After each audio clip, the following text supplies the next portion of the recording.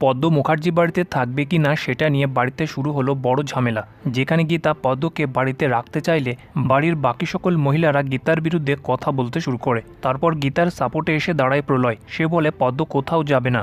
অন্যদিকে সাত্বিক এসে রাকা আর বন্নির হয়ে কথা বলতে শুরু করে। তারপর বাড়ি যেন দুটো দলে বিভক্ত হয়ে যায়। কিছু লোক চায় পদ্ম বাড়িতে থাকবে, তো কিছু লোক বাড়ির সমস্ত অশান্তির জন্য পদ্মকে দায়ী করে তাকে বাড়ি থেকে দূর করে দিতে চায়। ঠিক তখনই অগ্নিজিৎ এসে বলে, আমার মা যখন চায় পদ্ম এই বাড়িতে থাকবে, পদ্ম এখানেই থাকবে। তারপর বাকিদের কথার কোনো ফল হয় না।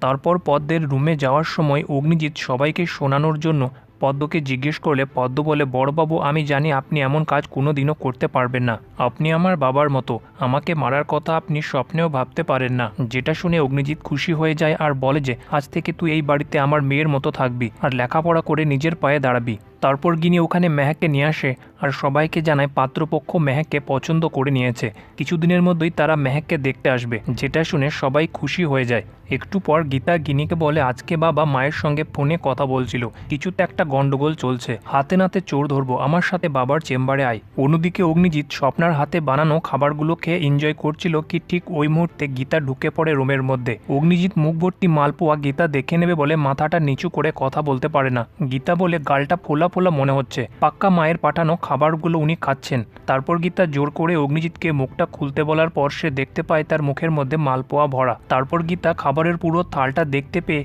অগ্নিজিতের হাজার রিকোয়েস্ট করার পরেও গীতা অগ্নিজিৎকে কিছু না দিয়ে ওখান থেকে সব খাবার নিয়ে চলে যায়। একটু পর কৃপান অগ্নিজিৎকে ফোন করলে অগ্নিজিৎ কৃপানকে বলে, রাস্কেল ছেলে, তুমি আমার বৌমার বস্তি ভাঙতে গেছিলে, কিন্তু গীতা তোমাকে কেমন উচিত শাস্তি দিয়ে জব্দ করে ওখান থেকে তাড়িয়ে দিয়েছে। কৃপান বলে, সেটার বদলা আমি নেব ওই বস্তি দখল করে আর গীতাকে জব্দ করে। তারপর কৃপান যখন অগ্নিজিৎকে বলে যে অগ্নিজিতের খেলা কোর্টের মধ্যে কালকেই শেষ হয়ে যাবে, অগ্নিজিৎ বলে, আমার কেস লড়ছে গীতা এলএলবি, তোমার বাবা আর ওই ভজন মিত্তি কিছুই করতে পারবে না।